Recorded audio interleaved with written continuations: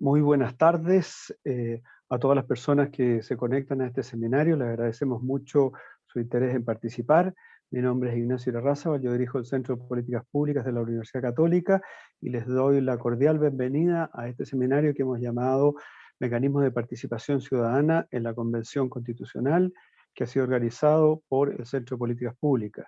En esta ocasión, la académica de la Facultad de Derecho de nuestra universidad, la profesora Marisol Peña, presentará las principales conclusiones del artículo Mecanismos de Participación Ciudadana en la Convención Constitucional, publicado por nuestra serie Temas de la Agenda. Le vamos a compartir el link al documento en el chat que está ahora disponible para ustedes. Como bien saben, la Convención Constitucional va a tener un primer desafío muy importante, que es redactar sus propias reglas de funcionamiento, y entre estas reglas debieran contemplarse probablemente mecanismos de participación ciudadana que permitan a la sociedad civil y a las personas entregar sus puntos de vista antecedentes para que los convencionales los tengan en consideración y para la redacción de la propuesta de la nueva Constitución. En este trabajo en particular se proponen 5 mecanismos concretos que permitirían a los aportes de la sociedad civil en la elaboración de esta nueva Carta Fundamental. Quiero saludar a todos ustedes que hoy día nos siguen y especialmente a los panelistas del día de hoy, a Marisol Peña, académica de la Facultad de Derecho de nuestra universidad, a Valeria Lubert, directora de Democracia y Anticorrupción de Espacio Público, y a María Cristina Escudero, académica del Instituto de Asuntos Públicos de la Universidad de Chile. A todos los asistentes les cuento que pueden hacer sus preguntas y comentarios a través del chat, que está en la parte de abajo de sus pantallas, y les sugerimos seleccionar la opción a todos los panelistas y todos los participantes para que todos podamos leerlas e interactuar. Entonces, para comenzar, le voy a dar la palabra a la profesora Marisol Peña, quien, como decía anteriormente, va a presentar las principales conclusiones de su artículo en 20 minutos y les vamos a compartir el link de donde está el documento completo. Marisol, muchas gracias, te escuchamos. Muchas gracias, Ignacio. Buenas tardes a todos.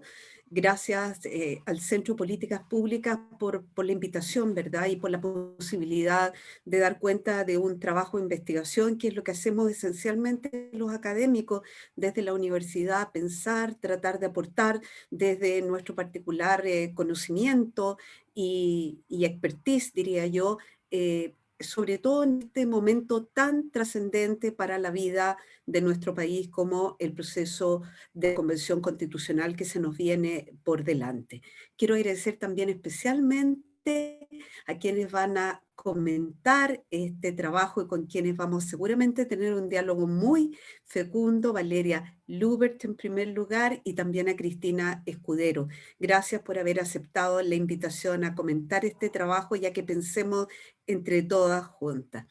Lo primero que quiero decir es que cuando uno examina, particularmente a partir del 15 y 16 de mayo, lo que ha sido, digamos, el discurso de los convencionales constituyentes electos y ya debidamente proclamados por el Tribunal Calificador de Elecciones, puede observar que un tema que se repite en todos ellos, independientemente de su proveniencia, independientemente de que hayan sido elegidos por partidos políticos o pactos electorales o simplemente como independientes, es cómo se valora la necesidad de que la participación ciudadana esté presente en la Convención Constitucional. Por lo tanto, mi primera aproximación es que pienso que estamos frente a un tema que genera bastante consenso entre los 55 miembros que van a justamente abocarse al trabajo de redactar una propuesta de nueva Constitución.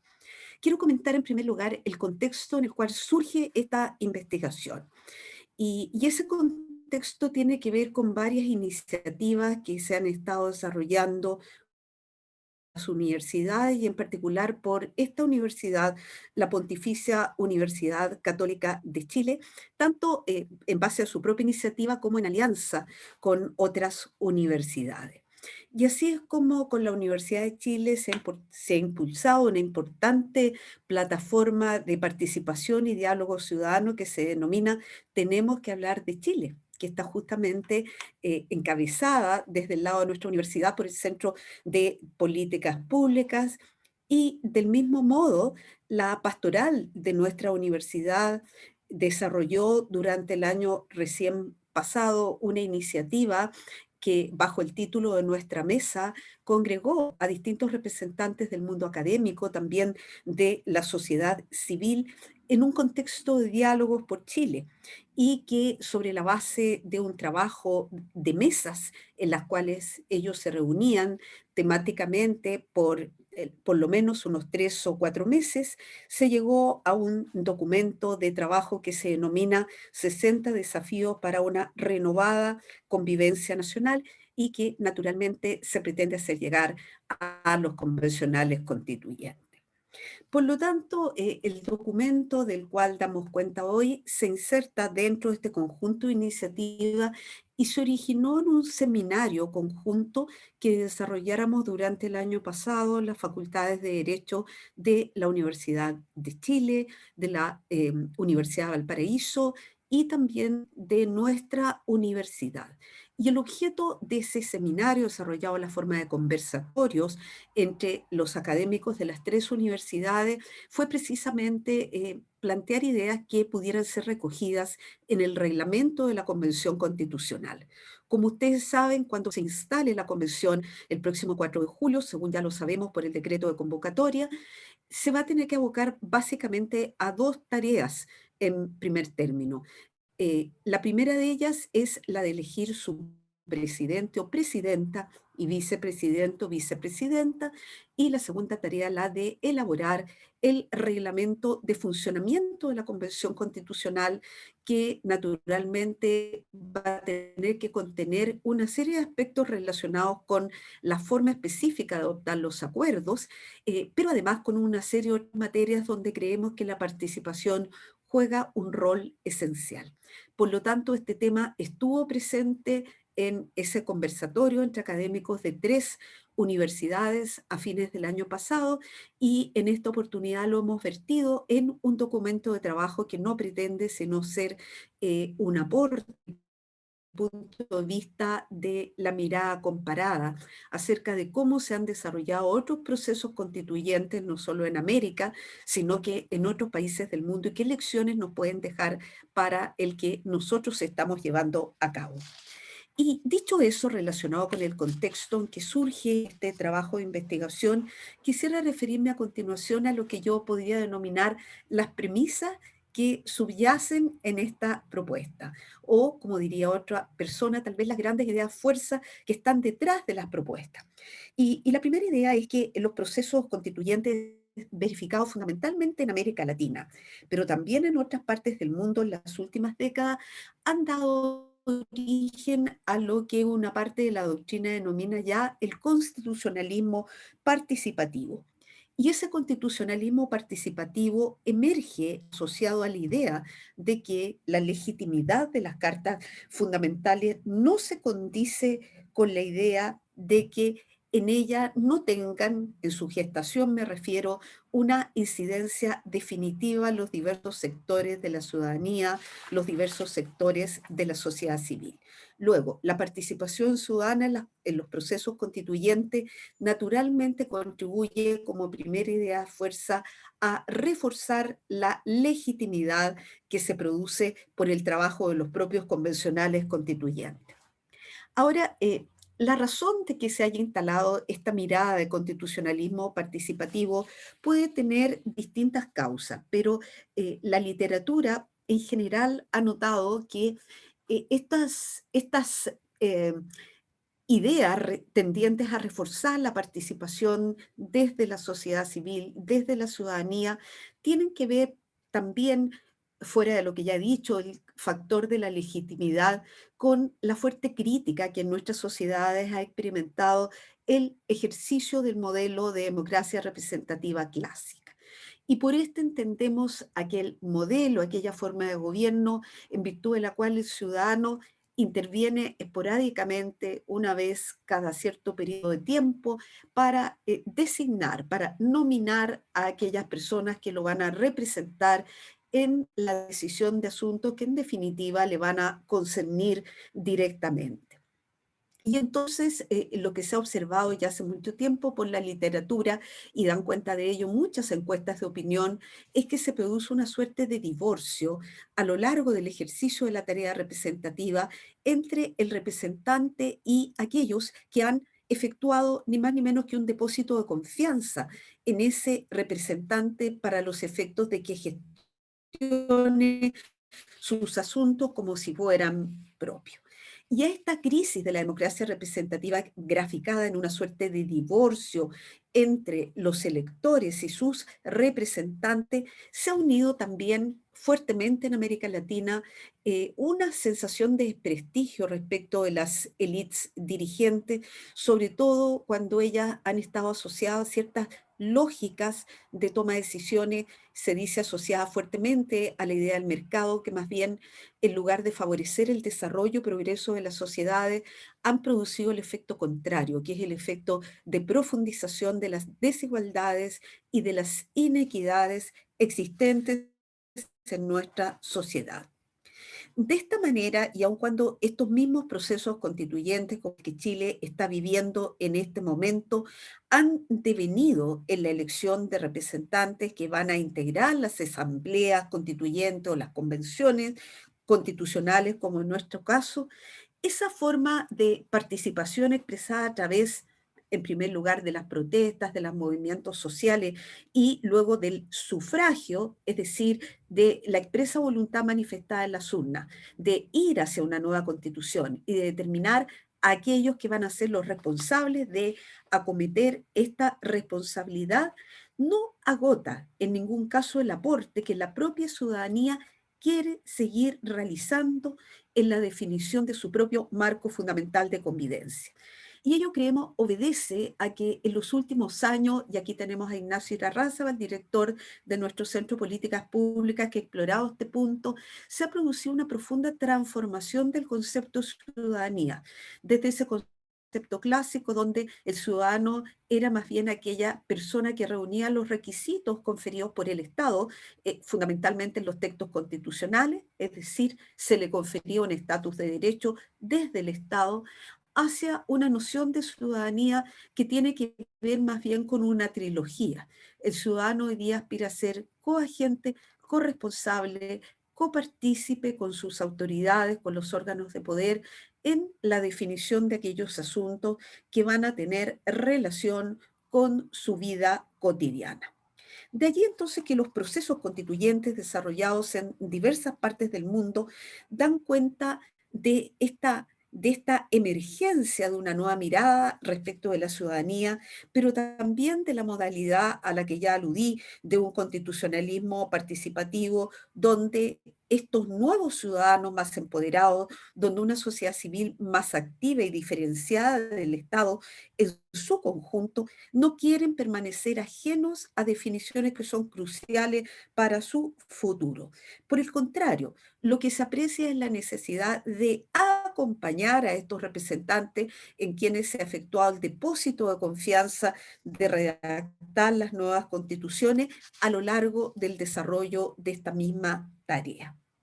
Y como tercer punto, nos hemos basado en este análisis en la compilación de mecanismos de participación ciudadana en los procesos constituyentes que ha desarrollado el Programa de Naciones Unidas para el Desarrollo en su informe del año 2015, donde podríamos decir que destaca distintos momentos de la participación ciudadana en lo que tiene relación con los procesos a que nos referimos.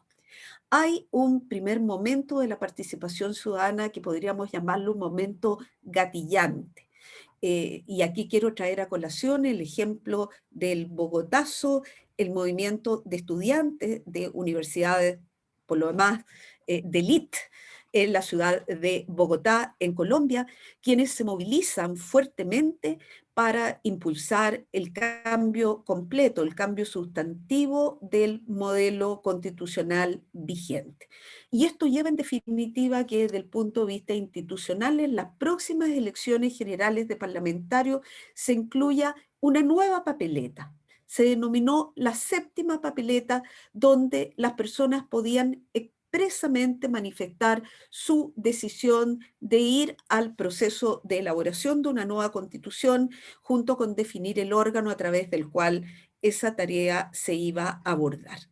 Por lo tanto, hay un primer momento que aquí ya muchos analistas en Chile lo han situado en el estallido social de octubre del año 2019, pero que, para ser justos, yo creo podemos situar sus orígenes muchísimo antes, a lo mejor en las mismas protestas estudiantiles que se llevaron a cabo ya hace aproximadamente 10 años atrás, y en todo el proceso participativo impulsado también por el gobierno de la expresidenta Michelle Bachelet, que se materializó por lo demás en un proyecto no de sustitución completa de la Constitución, pero sí de una nueva Constitución que daba cuenta de estas necesidades que la ciudadanía estimaba insatisfechas. Esto es entonces un primer momento identificado por el PNUD, que lo podríamos llamar el momento gatillante de los procesos o de diversos procesos constituyentes en nuestro continente. En segundo lugar, hay un segundo momento en el cual la ciudadanía participa en la definición de la necesidad de una nueva constitución y del mecanismo para lograrlo, que es precisamente el momento al que corresponde el plebiscito desarrollado en nuestro país el 25 de octubre del año pasado. Estos son momentos previos al desarrollo de lo que podríamos llamar propiamente el proceso de elaboración de la Constitución, pero tienen mucha importancia porque es en definitiva la ciudadanía la que va empujando la creación del órgano y también las modalidades bajo las cuales debe funcionar en orden a la elaboración de una nueva Constitución. El tercer momento identificado por el PNUD es la participación ciudadana en la elección de los miembros que integrarán el órgano responsable de redactar la nueva Constitución, que corresponde a las elecciones verificadas en nuestro país los días 15 y 16 de mayo de este año, y que la semana pasada ya han arrojado decisiones de proclamación de los candidatos electos por parte del Tribunal Calificador de Elección. Fíjense ustedes que en la modalidad anterior, la definición de ir hacia una nueva constitución, como la definición de quiénes van a ser los responsables de redactarla, involucran el ejercicio que hasta ahora ha sido tradicional en la ciudadanía, que es el del derecho de sufragio. Pero ya cuando, y en un cuarto momento identificado por el PNUD, estos procesos constituyentes se ponen propiamente en marcha, vamos a ver que la ciudadanía empieza a intervenir propiamente en mecanismos de diálogo y de deliberación que pueden ser previos, paralelos o coetáneos al trabajo de las asambleas o convenciones constitucionales. Así ha ocurrido, como lo podríamos detallar más adelante, en los casos de Islandia y de México, que suelen ser particularmente relevados en dos lugares bastante distintos de nuestro planeta. Y por último, la participación ciudadana en la aprobación de la nueva Constitución, que nuevamente involucra el ejercicio del derecho político tradicional de sufragio y que en nuestro caso corresponde al plebiscito de salida, donde la ciudadanía con sufragio obligatorio nos deberemos pronunciar en principio al cabo de un año, que es el mandato máximo de la Convención, sobre la propuesta de nueva Constitución que se ha elaborado. Y con todo este marco, ¿verdad?, conceptual de lo que hoy día es la moderna ciudadanía, de cómo estamos en un estadio de constitucionalismo participativo que se manifiesta especialmente en los procesos constituyentes, a la luz también de las experiencias comparadas que han llevado al PNUD a identificar estos distintos momentos, hemos formulado algunas propuestas, dos de las cuales ya han quedado desfasadas, o sea, dos de las cuales, según ustedes habrán podido constatar en el texto, particularmente Valeria y María Cristina, que ya lo han podido leer, ya no han tenido lugar porque la primera propuesta seguía el ejemplo de Islandia, y planteaba que entre el momento de la elección de los convencionales constituyentes y la instalación de la convención constitucional, se podría haber convocado un foro ciudadano como hizo Islandia, donde se escogieron 1000 ciudadanos por sorteo sobre la base del padrón electoral. Y la misión de estos ciudadanos aleatorios definidos por sorteo era una sola y precisa. Era elaborar simplemente un catálogo de temas que desde el punto de vista ciudadano merecieran ser incluidos o relevados en la nueva constitución. En el proceso islandés, los diagnósticos que se han hecho es que esta iniciativa ciudadana, que significó finalmente la participación de 950 ciudadanos, fue muy importante para definir lo que podríamos llamar la identidad constitucional del pueblo islandés en el momento en que se iba a abordar la tarea de elaborar una nueva constitución. Pero ya no ocurrió porque estamos a puertas en Chile de la instalación de la Convención Constitucional el próximo domingo 4 de julio. Y mi segunda propuesta tenía que ver justamente con la forma de sistematizar lo que saliera de ese foro ciudadano, de ese diálogo, de esa deliberación democrática, y ahí veía yo un rol muy importante de lo que definitivamente debería ser la Secretaría Técnica de la Convención Constitucional, que aunque no sea el tema de hoy, pienso que no debe ser simplemente un un órgano, digo, de carácter administrativo, sino que debe llevar un poco el pulso de la Convención Constitucional y ser verdaderamente el nexo entre la ciudadanía, entre la sociedad civil y la Convención. Descartadas entonces estas dos primeras propuestas, creo que todavía tienen validez las siguientes que hemos extraído también de la experiencia comparada. Y me parece a mí que un proceso constituyente que en Chile incorpore a la sociedad civil, que la haga partner, como hoy día se dice, desde de los convencionales constituyentes en la tarea representativa que se les ha confiado, tendría que considerar al menos la realización de audiencias públicas con determinados sectores de la sociedad civil, con segmentos de la misma, en la medida que se fueran discutiendo temas atingentes a la actividad de esos sectores.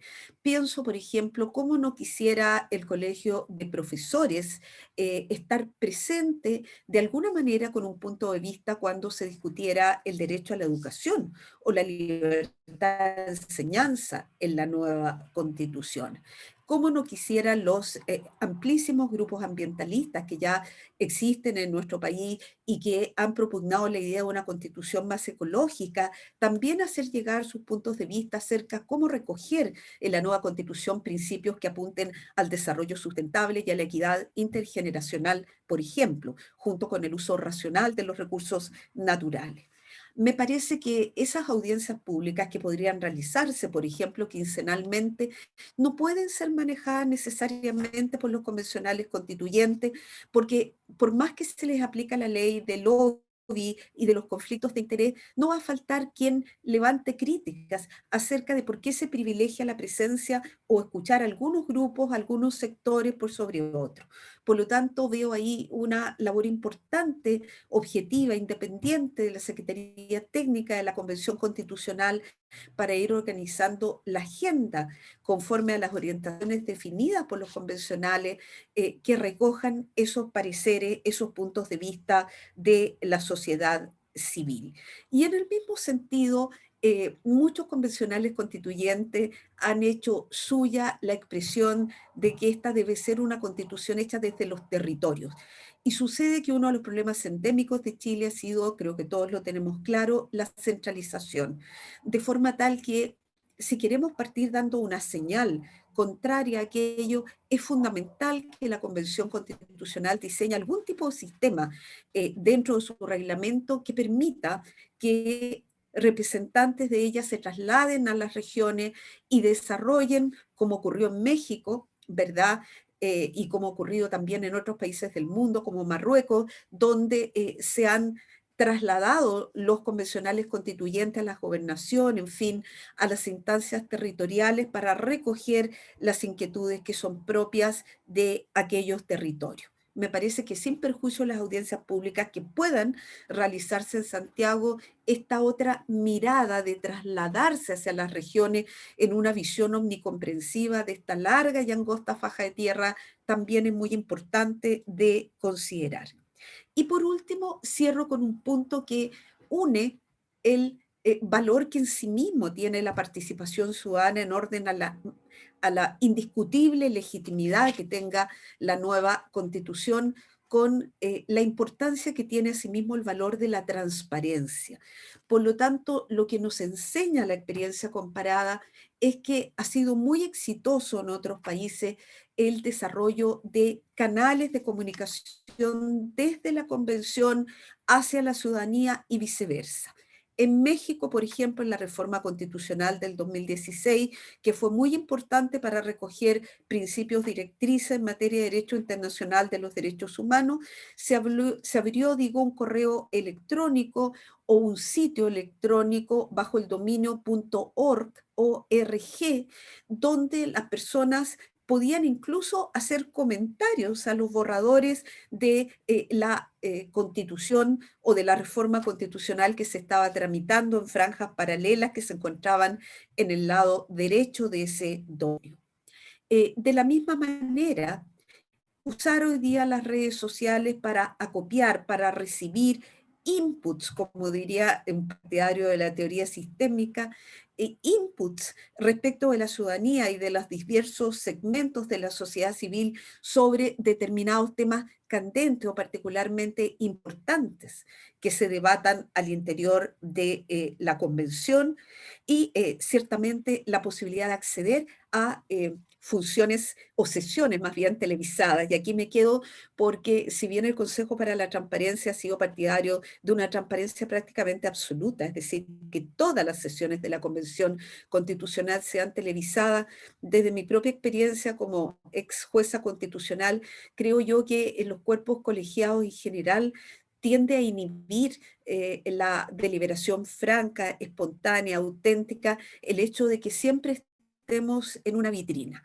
Y termino diciendo entonces que desde ese punto de vista, pensar también en una forma de ir informando a la ciudadanía a través de la televisión pública, por ejemplo, debe ser medida en orden a distinguir qué sesiones, qué tipo de materia son las que se deben compartir, de forma tal que eso no entrave la posibilidad de ir adoptando acuerdos que recordemos que deben cumplir un quórum muy alto, los 2/3 de los convencionales en ejercicio. Por último, y ahora sí que cierro, creo yo que nada de esto que podríamos reflexionar y examinar tendría sentido si la participación ciudadana en el proceso de gestación de la nueva constitución no tuviera adecuados mecanismos de feedback o de retroalimentación.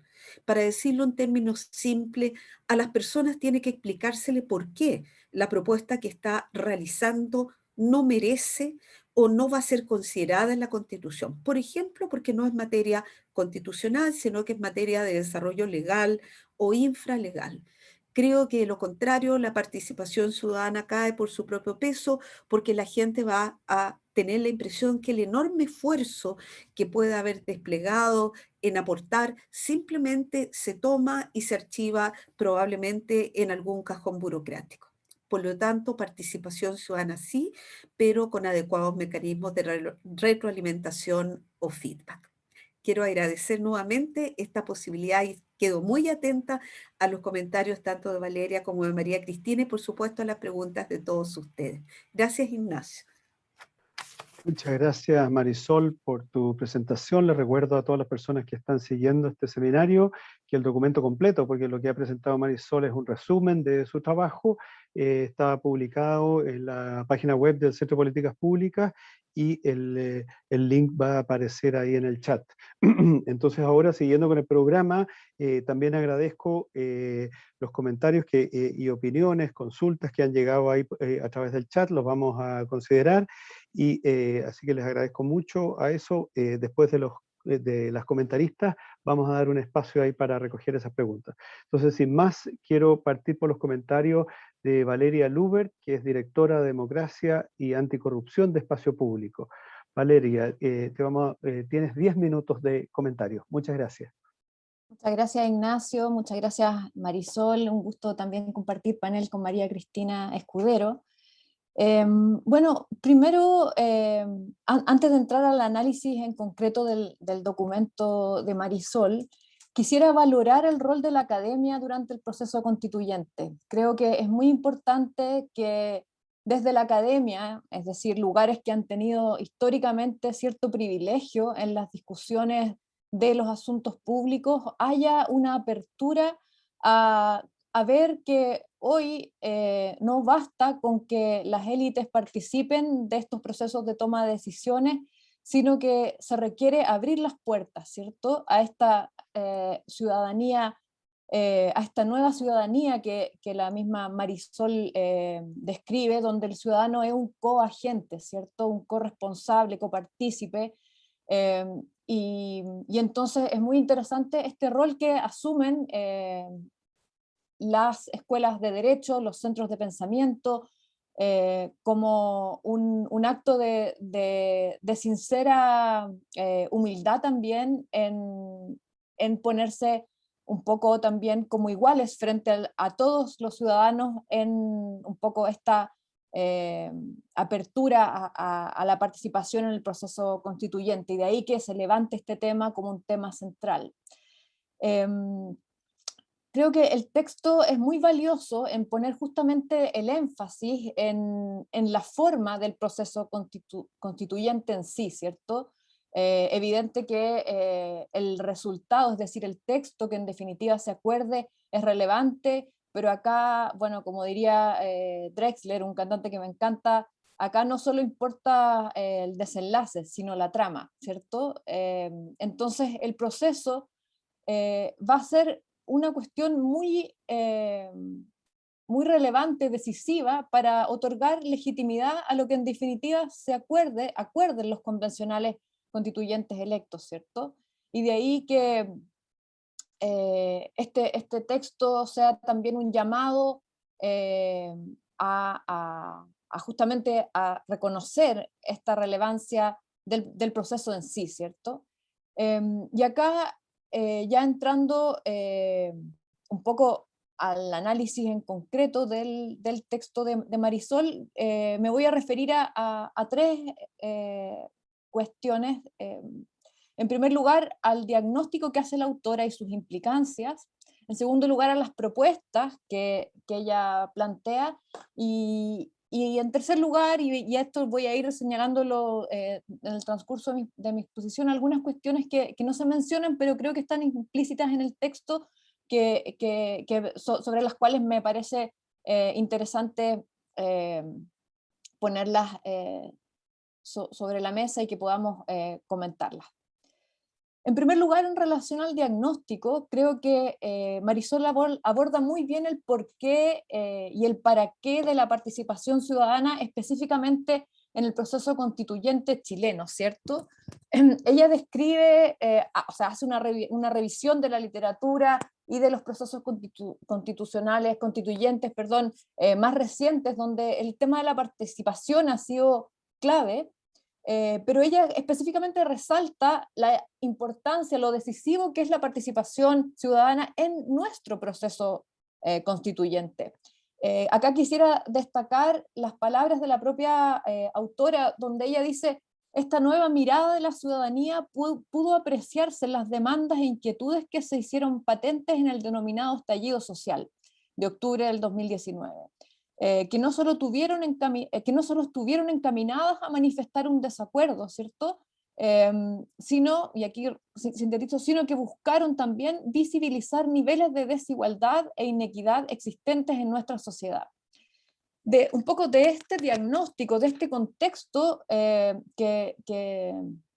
describe Marisol, y yo diría hoy día es parte como del diagnóstico compartido también en relación al origen del proceso constituyente, es que la participación es vista como fundamental, ¿cierto? Hoy día, para el éxito del proceso, es necesario que se abra la Convención Constitucional a la ciudadanía. Y acá quisiera destacar las iniciativas desde la propia ciudadanía hacia, hacia favorecer la participación. Por ejemplo, la red para la participación, la iniciativa Ahora nos toca participar, en estos mismos días, durante esta semana, lanzó mecanismos a nivel regional, ¿cierto? Donde uno se inscribe y puede participar y discutir, proponer mecanismos concretos de participación a los convencionales constituyentes. Y bueno, todas las discusiones que se realicen en las regiones van a ser sistematizadas y luego se van a presentar a los convencionales constituyentes para que estos también lo tengan en cuenta a la hora de discutir el reglamento, ¿cierto? Entonces vemos cómo hay participación también respecto de la participación, lo cual también es muy interesante, y cómo la ciudadanía muestra esta como avidez por participar ya con mucha antelación a la instalación de la Convención Constitucional. Y acá quisiera ir un poco más allá en el diagnóstico que hace la autora, y que me parece también interesante, algo sobre lo cual podríamos conversar, es que la participación hoy día, junto con implicar un cambio en la percepción o en la concepción de ciudadanía, ¿cierto? O la concepción incluso de la libertad, podríamos ponernos en los términos de Constant, ¿cierto? La libertad de los antiguos versus de los modernos, y cómo la libertad de los antiguos, donde yo soy libre en la medida que puedo participar de justamente el debate público, donde se determinan las reglas por las cuales nos regimos como comunidad, es algo que hoy día pareciera estar como reviviendo, ¿cierto? Pero quisiera yo ir un poco más allá y pensar que hoy la participación ya pasa a ser vista derechamente como un derecho, y de ahí que la negación de la participación pueda ser vista incluso como una forma de violencia, ¿ya? Acá quisiera destacar una recomendación del Comité de Derechos Humanos de Naciones Unidas del año 2015, con ocasión de la asistencia y recomendaciones sobre el proceso constituyente de Sudán, donde señaló que el Estado debería tomar todas las medidas necesarias para garantizar la transparencia en todas las etapas del proceso y garantizar la participación efectiva y significativa de todos los actores relevantes, ¿ya? Entonces, de ahí que yo diría, hoy la discusión debe ser cómo este derecho del cual estamos hablando lo garantizamos, ¿ya? Y un poco la autora en su texto no lo describe directamente como un derecho, pero diría yo que en la medida que ella habla justamente de que la participación sea efectiva, sea significativa, no se quede como como un mero asunto decorativo, ¿cierto? Un adorno, y que exista esta como incidencia, es que yo diría que podría incluso avanzarse hacia la descripción de la participación como un derecho fundamental. Ahora, en cuanto al análisis de las propuestas en concreto, creo que que primero, para poder analizar los mecanismos en concreto que la autora propone, es necesario, me parece, un poco identificar el concepto de participación en sí, y luego cuáles son los principios o cuáles debieran ser los principios conforme a los cuales los mecanismos de participación deben evaluarse o deben escogerse, o eventualmente proponer mejoras a los mecanismos o simplemente buscar propuestas alternativas, ¿ya? Y acá, respecto del concepto de participación, creo que es fundamental pensar que la participación, un poco desde el concepto más básico, propiamente como lingüístico, ¿cierto? Participación en transitivo significa comunicar algo a alguien, ¿cierto? Ahí vemos algo como unidireccional. Pero en una segunda acepción, participación ya no es transitivo, sino que corresponde a ser parte, ¿cierto? Y esta es como la definición propiamente política del concepto de participación que recoge el PNUD y que cita también Marisol en su artículo, que comprende el involucramiento de la ciudadanía en los asuntos públicos. justamente involucrar es incluir, ¿cierto? Hacer parte. Y de acá que sea relevante que los mecanismos que se propongan deban considerar justamente el diálogo, puedan permitir el intercambio entre las personas, entre los ciudadanos que participan y con también los convencionales constituyentes, tratar de buscar en estos mecanismos la convergencia deliberativa, ¿ya? Y que en el fondo esta participación no se limite solo a un entregar insumos, sino que sea también un momento de como de consolidación de poder político de la ciudadanía y de generar acuerdos genuinos que representen y de los cuales se sientan parte, sean vistos como legítimos por toda la ciudadanía.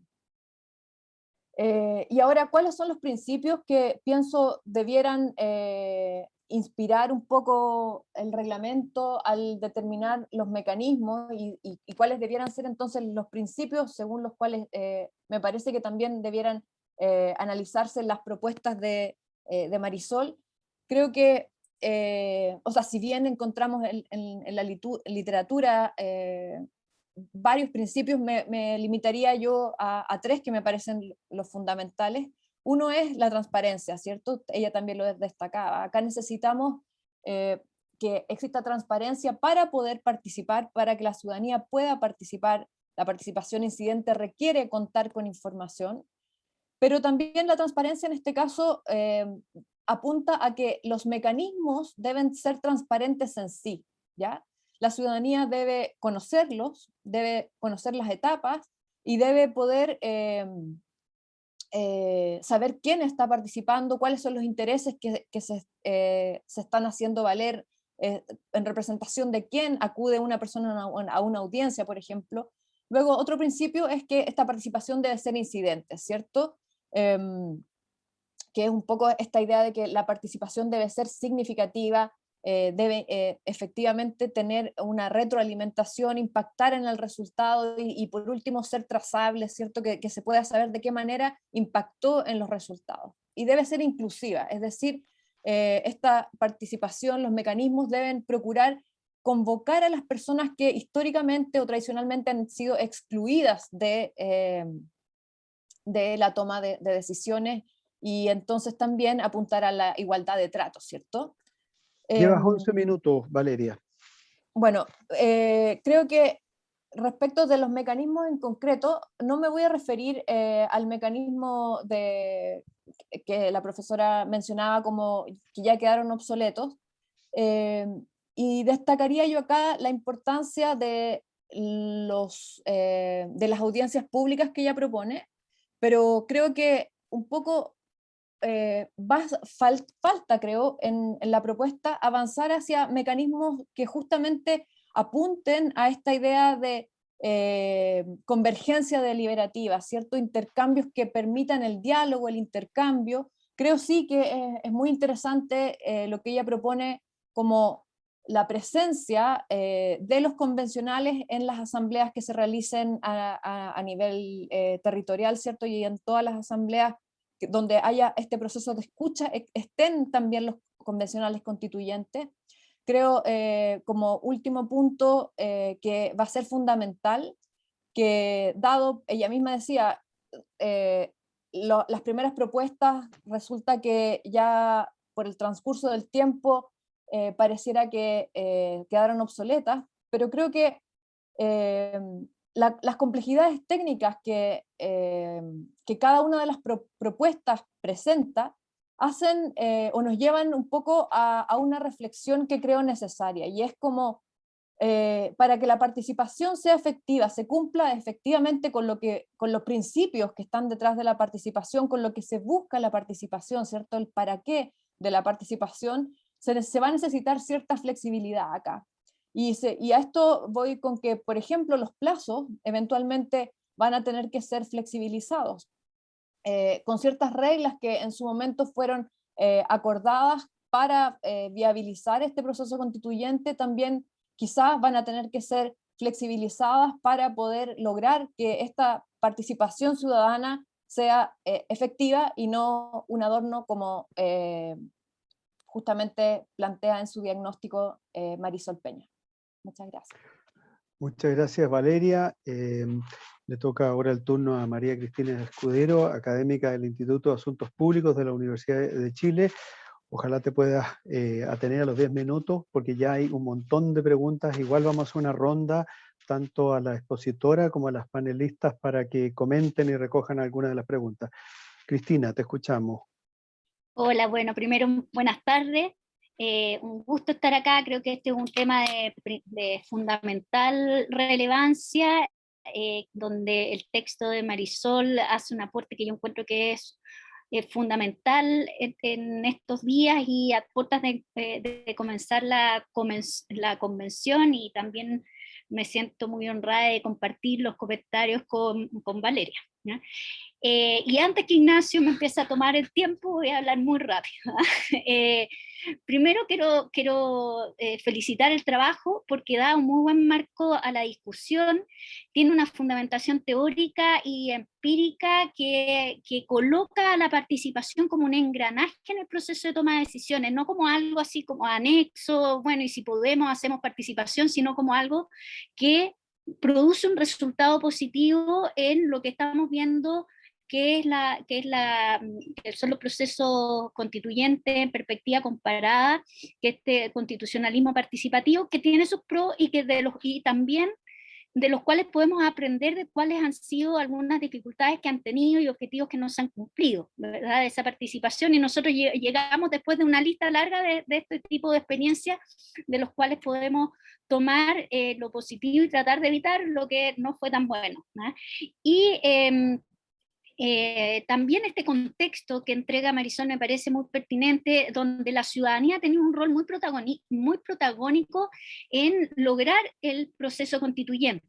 Yo lo pondría más en perspectiva que solo el estallido social. Creo que las primeras demandas por un proceso constituyente partieron en el 2006, 2007 con los movimientos sociales, pero también el sector político se fue moviendo, y esto fue como un proceso acumulativo en que el proceso constituyente, el reemplazo de la Constitución, pasó a ser parte también de las propuestas programáticas de los partidos políticos para las elecciones, y así fuimos sumando, y esto así o sea, el hecho de que tengamos un proceso constituyente y que esto haya sido una alternativa una alternativa institucional, fue porque eso estaba en la mesa de la discusión ya desde hace mucho tiempo, y es bueno reconocerlo como el protagonismo que tuvo la ciudadanía en eso, ¿no? Como distingue también en el documento Marisol, la participación puede ser en etapas, antes, durante y después, ¿ya? Pero también puede ser de distinta naturaleza, ¿ya? Hay una participación que es electoral, que la ciudadanía se manifiesta a través de la elección de sus convencionales, en el caso chileno, ¿verdad? Y plebiscitos antes y después. Incluso hay experiencias en que los plebiscitos de contenido, que al final del camino, ¿verdad?, uno puede agregar algunas preguntas con respecto a temas que no se pudieron poner de acuerdo, ¿verdad? El caso sudafricano hay eso, y también en Bolivia se preguntó una cosa al final adicionalmente a aprobar o desaprobar, pero son experiencias, ¿verdad? Y que tienen sus pros y sus contras. Pero aunque esa misma experiencia nos trae como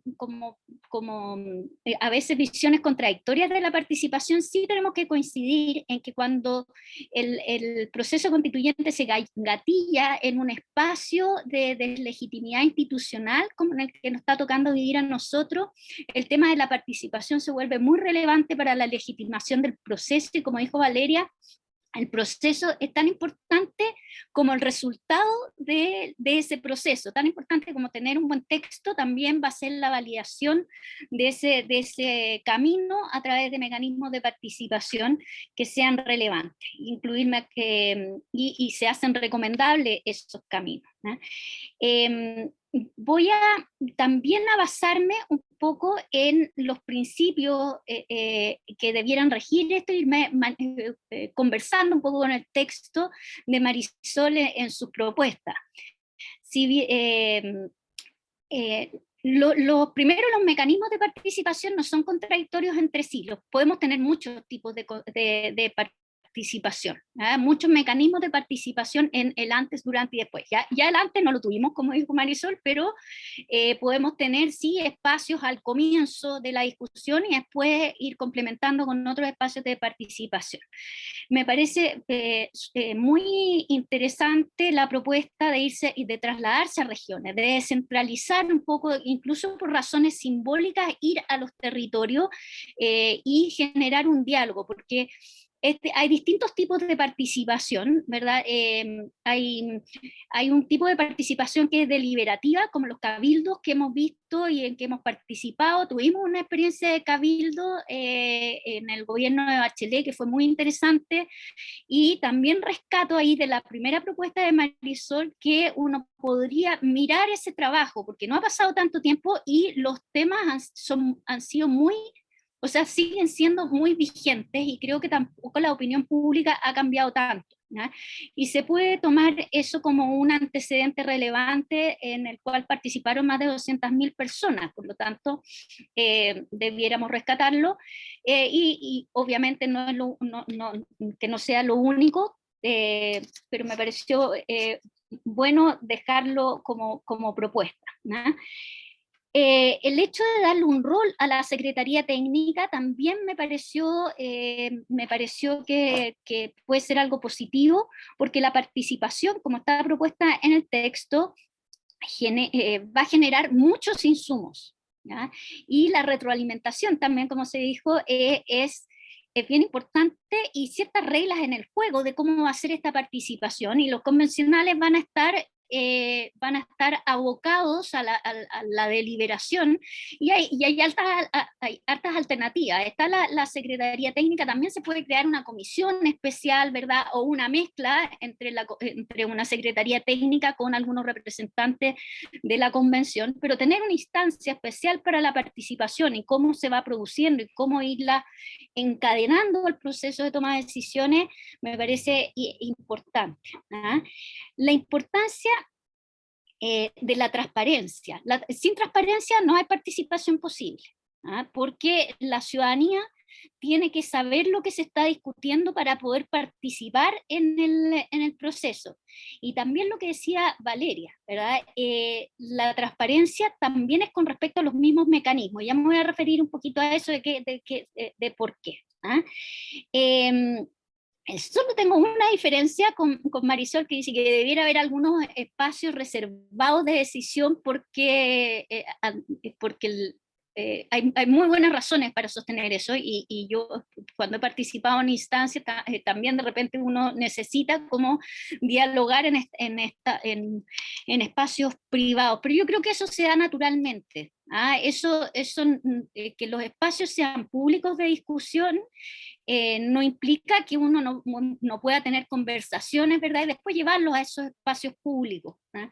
Esos espacios más informales. Y lo digo porque por el momento en el que estamos llevamos a cabo la convención, hay mucha desconfianza, no solamente desconfianza en las instituciones políticas, y aunque esta convención, como quedó constituida, tiene como que ganó ciertos grados de legitimidad, porque tiene muchos independientes, es diversa en muchos sentidos, es paritaria, tiene los pueblos originarios, nadie tiene los 2/3, están obligados a conversar, etc. Igual nosotros en Chile tenemos un problema de confianza interpersonal, entonces no va a tardar mucho en que empecemos a desconfiar de la convención. Y yo creo que hay que evitar eso, porque tenemos poco tiempo. Entonces, mientras más público, yo creo que es mejor, ¿ya? Luego, en los principios rectores, y aquí voy a ir comentando lo que está en el texto y cuáles debieran ser los principios. La transparencia en el debate, que acabamos de decir, ¿verdad? Yo soy partidaria de lo más público posible, ¿verdad? Y el acceso en el debate, que era un punto que tocaba Valeria, es importante que la ciudadanía sepa cuáles son los mecanismos de participación, también cómo se participa ahí, porque ahí en la participación hay que mantener ciertos principios de igualdad. todos podemos participar, o todo el que quisiera participar debiese poder participar. Y si a lo mejor por la magnitud y la presión de la participación eso no es posible, al menos debiera haber ciertos criterios que todos debiésemos manejar para hacer esa participación. ¿Ya?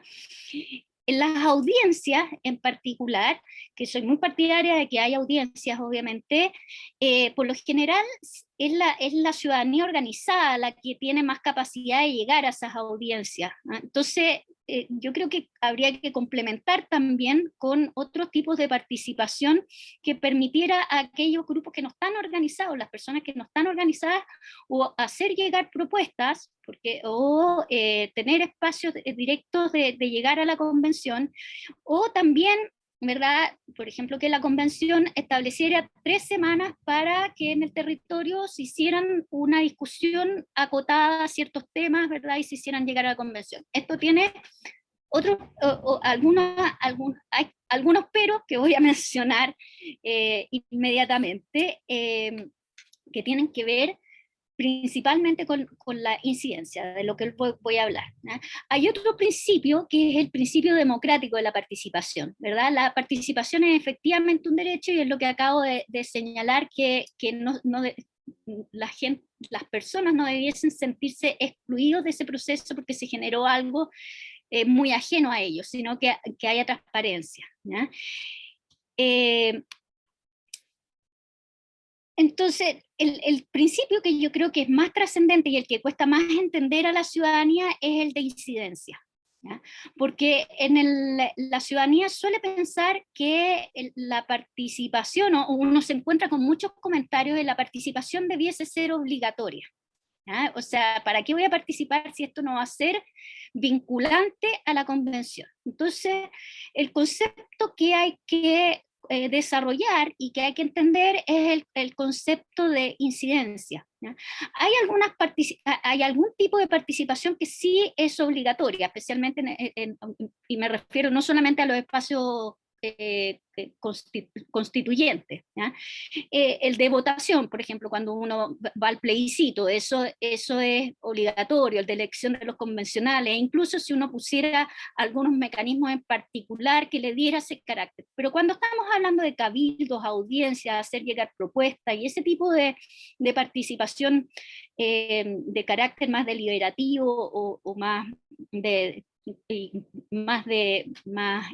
incluso de organizaciones que van a dejar sus puntos de vista, uno se puede encontrar con que no toda la ciudadanía, o sea, no todo el pueblo piensa de la misma manera. Esa idea de que todos, ¿verdad?, homogéneamente tenemos un mismo interés o una misma visión sobre los temas. Entonces, lo que importa de ese tipo de participación es que tengamos un seguimiento de ella, ¿ya? Y la hagamos incidente, ¿ya? Las experiencias en Latinoamérica lo que muestran es que fueron buenos procesos participativos, pero que en muchas ocasiones fueron desbordadas. La participación desbordó las asambleas constituyentes. Y es importante que no suceda eso, porque la participación es buena, pero si la gente piensa que esta no fue considerada, porque va a deslegitimar el proceso. Entonces, para que no se desborde, debiese haber un organismo encargado de eso, ¿verdad?, que pueda absorber todos los tipos de participación que la convención estime conveniente, la que llega por ventanilla, ¿verdad?, como una propuesta, la que llega en audiencia, la que se va al territorio y la ciudadanía dialoga con los constituyentes, ¿verdad?, y que eso se sistematice con alguna metodología, cada cosa en su mérito, y que la convención, los constituyentes puedan tenerla a la vista para deliberar sobre eso, ¿ya? Cristina, llevas más de 12 minutos.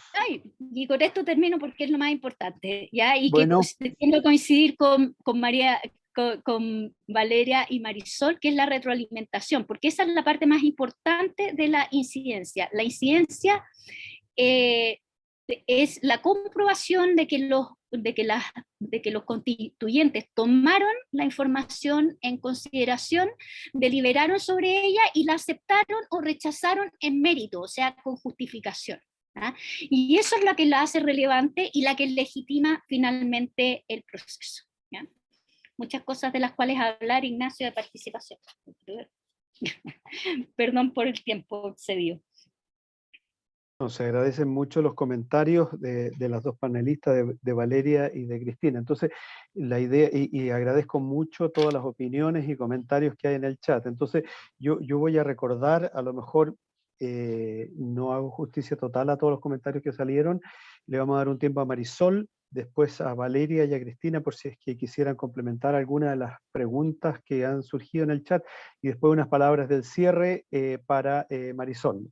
Nosotros siempre tenemos el objetivo de hacer estos seminarios en 1 hora, pero claramente en este minuto el tema está muy interesante y sería muy contradictorio ni siquiera tomar las preguntas. Así que yo, para sistematizarlo, pero tanto las panelistas como la expositora Marisol han estado viendo el chat, así que yo solo para sistematizar, yo veo 2 grandes líneas de comentarios. Una son aspectos más operativos que salieron al principio, si es que están los recursos, y si es que están los recursos, cómo se hace, si es que tiene que ser con clave única o no, si es que este proceso tiene que ser liderado por las universidades, por centros de formación, si es que se puede hacer participación en las escuelas, si es que hay suficiente educación cívica o formación cívica para hacer un proceso de participación. Yo diría que esas son preguntas más bien de carácter operativo, y también hay una pregunta, yo diría, de alguna forma lo asocio a lo operativo, que es todas las asambleas territoriales o las formas de participación, algo que mencionó Cristina, de los cabildos, si es que los panelistas y la expositora los valoran o no. Y después hay otras preguntas que yo llamaría, no sé, esta es mi agrupación, puedo estar equivocado, como más de fondo, que algo ya insinuó Cristina, que es este principio de igualdad. ¿Ah? Entonces, ¿qué pasa si es que pueden participar o no las personas que no tengan representantes por los cuales ellos votaron, pero esos representantes no salieron electos? ¿Qué tanta cabida tienen ciertos grupos de interés? ¿Cómo se equilibra esta participación entre grupos organizados y ciudadanos comunes y corrientes? ¿Ah? Yo diría que están esas 2 grandes líneas de preguntas, y después agrego, Marisol, por si es que tú no lo registraste, pero yo creo que los comentarios fueron muy importantes de Valeria y Cristina. Yo destaco harto de Valeria ahí este concepto de que la participación es un derecho. También a lo mejor podrías darle una vuelta a eso, y hasta qué punto en estos procesos participativos se puede hacer una convergencia deliberativa, que ya es un nivel de exigencia un poquito más alto, digamos. Y finalmente, Cristina, y quizás en esa misma línea pone un punto bien importante de esto de hasta qué punto la participación puede ser desbordada. ¿Ah? Entonces, ¿cómo asegurar de que no exista ese desborde? Porque se supone que toda la participación tiene como por objetivo darle legitimidad al proceso, y obviamente si se produce ese desborde, efectivamente se deslegitimaría el proceso. Entonces, ¿cómo prevenir eso? En fin, son un montón de preguntas, Marisol, entonces te damos unos 5 minutos a ti y unos 3, 4 a Valeria y a Cristina, y después otras palabras para el cierre a Marisol. Marisol, te escuchamos. Bueno, muchas gracias. En primer lugar, a todas las personas que han hecho preguntas. Yo trataba de seguirlo, pero estaba tan interesante lo que estaba planteando Valeria y María Cristina que no lograba, o sea, no tenía la capacidad mental para estar en todas partes, y en eso Ignacio claramente es admirable. A ver, para no pasarme los 5 minutos y darles la oportunidad a las panelistas, porque yo mal que mal tengo un texto en el que de alguna manera he puesto mi punto de vista.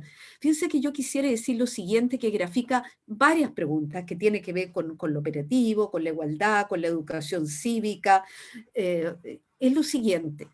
A mí los temas de participación me empezaron a preocupar cuando yo era ayudante del Instituto de Ciencia Política de la Universidad Católica hace muchos años, en forma paralela a que me empecé a desempeñar como ayudante de la Cátedra de Derecho Constitucional. Y en ese tiempo hicimos una investigación empírica en los antiguos codecos. Bueno, aquí los que tenemos más de 30 años nos podemos acordar tal vez de lo que eran los antiguos codecos, los consejos de desarrollo comunales, del texto original de la Carta de 1980, pero que eran instancias de participación ciudadana a nivel local. Y particularmente a mí me tocó asistir a 2 de ellos en Colina y otro en San Francisco de Mostazal. Y así reuniones de los codecos que eran presididos por lo demás por los alcaldes que en ese tiempo eran designados por las autoridades de gobierno militar. Lo que me di cuenta en aquel momento, y me ha seguido preocupando a lo largo del resto de mi vida, es que hay que saber participar. No da lo mismo cómo se participa. Y en ese sentido, relevar los comentarios tanto de Valeria como de María Cristina respecto del conocimiento de los mecanismos y de la forma a través de las cuales la sociedad civil y la ciudadanía puede participar en la Convención Constitucional. Y volviendo al ejemplo de los consejos de desarrollo comunal en 2 comunas rurales cercanas a Santiago, lo que ocurría es que si se planteaba un problema, la gente simplemente llegaba con la inquietud, pero nunca llegaban, por lo menos hasta donde pude observar empíricamente por esos años, nunca llegaban con propuestas evaluadas. Entonces, a la hora en que tenía que tomarse la decisión, siempre triunfaba la tesis del alcalde, porque el alcalde le encargaba al director de obra o al director de deporte y recreación, dependiendo del tema, traiga a la próxima reunión una propuesta. Y entonces la gente se terminaba plegando en definitiva, aunque ellos tuvieron la inquietud, pero se terminaba plegando a una decisión que era vertical, porque se ponía desde arriba hacia abajo. Y eso, en mi particular punto de vista, no sería deseable que no ocurriera en la convención. Porque yo creo que cuando yo hablo de mecanismos de participación ciudadana, estoy pensando en un diálogo. Diálogo significa, como Valeria lo destacó, una acción comunicativa. Y no estoy necesariamente evocando a Habermas, sino que estoy describiendo un proceso aquí. Involucra una acción de comunicarse, no un monólogo. Por lo tanto, el diálogo me parece fundamental y para que el diálogo sea sustantivo, se traduzca en forma incidente y pueda tener una retroalimentación adecuada, lo primero que habría que hacer, yo creo, es mapear. Ya hay ciertos mapas de lo que es la sociedad civil por sectores, de tal forma de poder mantener un principio de la mayor igualdad posible y no privilegiar a unos grupos por sobre otros con nombres y apellidos. En segundo lugar, entre paréntesis, cuando hablo de mapear, estoy hablando de sectores vinculados a la industria, sectores vinculados al comercio, sectores vinculados al trabajo, sectores vinculados al turismo. En ese sentido hablo de mapear sectorialmente y no excluyo que se invite, por supuesto, a personas cuyas demandas y necesidades no han sido suficientemente visibilizadas a través del tiempo. Por lo tanto, la participación como derecho, lo cual ciertamente creo, no solo porque creo que se desprende de la Carta Democrática Interamericana de la OEA del año 2001, creo que es mucho más que un hecho fáctico. Efectivamente involucra una facultad que nosotros podemos exigir porque en aquello que se está incidiendo nos va a repercutir directamente. Me quedaría por ahí, Ignacio, porque me parece más interesante que escucharme a mí misma, escuchar a mis copanelistas. Muy bien, gracias Marisol. Valeria, antes de darte la palabra, hay un comentario de Alvin Saldaña que es convencional por lo demás, así que le agradecemos a Alvin y hay otros participantes en el público que son convencionales, así que le agradecemos mucho la participación. Y Alvin nos recuerda que la participación está consagrada en la Declaración Universal de los Derechos Humanos del año 45 en el artículo 21. Entonces, el punto, me da la impresión que está de acuerdo contigo, pero dice en el fondo, este derecho a la participación viene consagrado desde bastante antes, es lo que dice Alvin Saldaña. Te escuchamos, Valeria, tus comentarios. Ya, perfecto. Bueno, un primer comentario, ya yendo como quizás a lo más operativo o como las cuestiones prácticas, es que el primer desafío, sabemos, ¿cierto?, que van a tener los convencionales es acordar el reglamento. Y ahí yo diría, una prioridad tiene que ser para ellos acordar justamente, antes que cualquier otra regla, un acuerdo en torno a los mecanismos de participación, porque como veíamos se necesita cierta transparencia y también cierta planificación, que como decía María Cristina, que no se produzca el desborde de la participación, necesitamos que se conozcan cuáles son las instancias de participación y que eso sea eficiente, ordenado, ¿cierto? Que puedan existir feedback y reflexiones que además sean recogidas en el proceso. Entonces, una prioridad en el reglamento es que eso sea una de las primeras cuestiones a acordar, diría yo, de la mano con un calendario o itinerario de todo el proceso constituyente, porque creo que o sea, se debiera intentar evitar que se vaya improvisando sobre la marcha cómo en cada uno de los debates que se va dando se encaja la participación.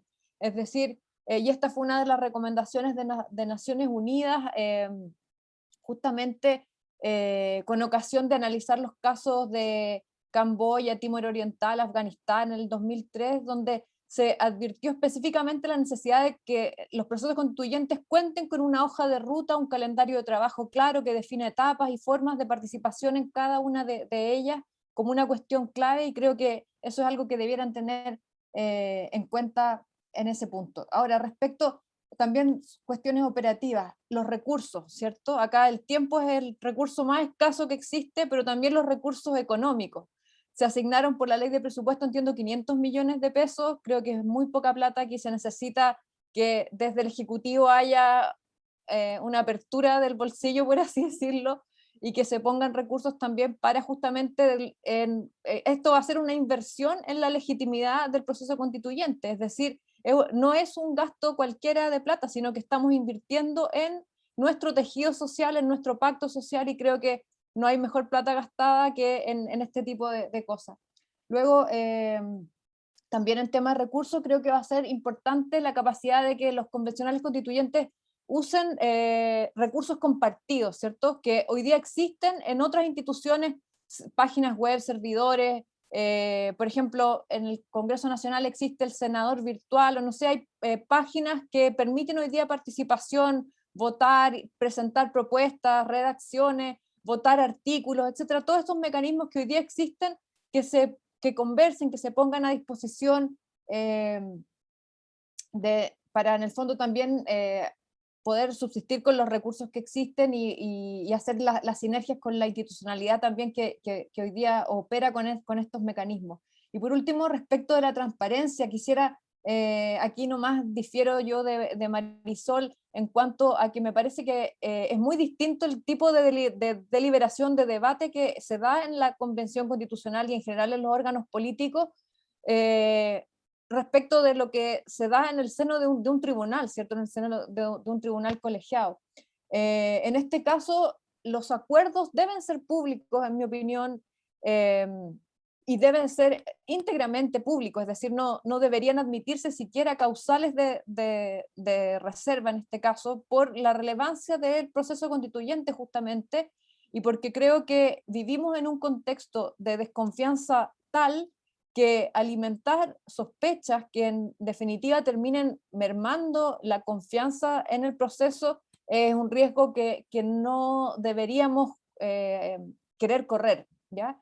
Y creo que también esto apunta al tipo de acuerdos que se favorecen en los espacios reservados. Creo que justamente como abrir la Convención Constitucional a la participación ciudadana implica también confiar en que estos acuerdos en los espacios públicos un poco van a estar sujetos a esta aprobación, desaprobación de la ciudadanía, y ver eso como legítimo y como necesario también para el resultado del proceso. Eso, muchas gracias. Muchas gracias, Valeria. Cristina, no sé si tú tienes ahí más o menos las preguntas que yo hilvané, pero ojalá te puedas profundizar un poquito más en que me pareció muy importante, en el tema del desborde de los procesos participativos de otras constituciones en Latinoamérica. Porque es interesante aprender de esas lecciones. Adelante, Cristina. Sí, mira, creo que para que la participación no se desborde, ¿verdad? Los aspectos organizativos son muy importantes, ¿ya? Creo que Valeria dio en un punto súper relevante. Yo lo digo siempre, que la participación tiene que estar pensada en conjunto de cómo se va a hacer la deliberación. Si va a ser en comisiones, entonces ver cómo la participación se encadena con la deliberación de tal manera que la alimente, porque si va en paralelo, ¿verdad? No sirve, ¿verdad?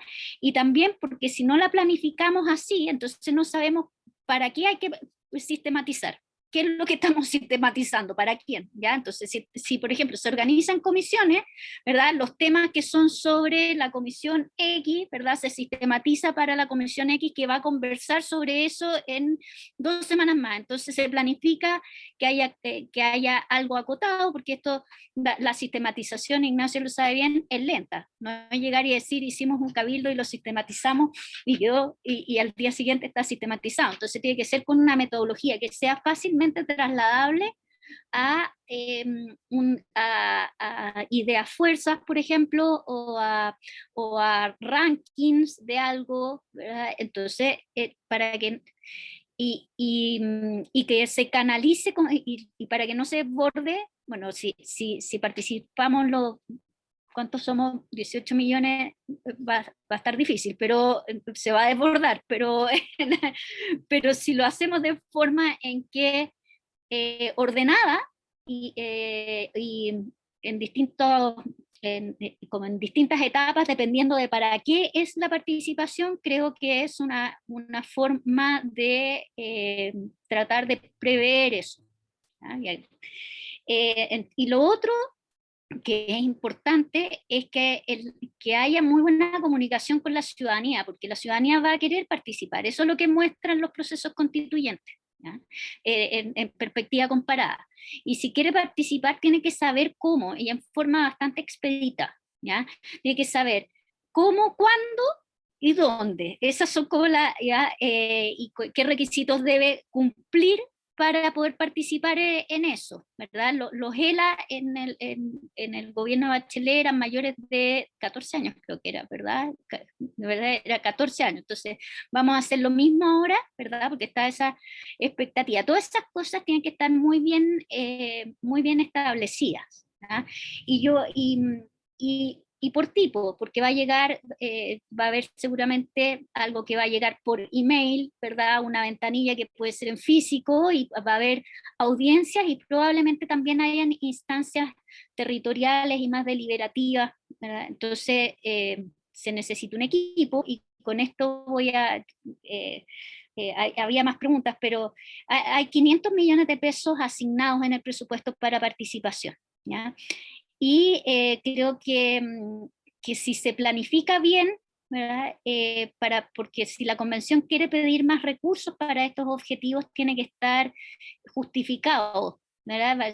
Porque es parte va a ser parte de la legitimidad de la participación y el proceso. Entonces, tiene que saber en qué instancia y también cuánto va a costar eso para poder, eso lo tiene que decidir el Ejecutivo en conjunto con el Congreso, o la siguiente ley de presupuesto, reasignaciones en el Ejecutivo. Entonces, se tiene que justificar. ¿Ah? Hay una pregunta más que es súper interesante, pero a lo mejor la puedo hacer. No, dale, Cristina, siempre que no te demore 5 minutos. No, Porque hay que... Marisol se tiene que me imagino que muchos tendrán otros compromisos, pero Marisol nos advirtió que Sí, a no, las pero a 6 lo mejor yo la voy a rescatar porque creo que también tiene que ver con la legitimidad y la podemos comentar entre todos, que es cómo se permite el acercamiento de los grupos de interés a la convención, si tienen como derecho a hacerla y eso, porque hay varios comentarios sobre eso, cómo se equilibran los grupos organizados con las personas de a pie para que participen.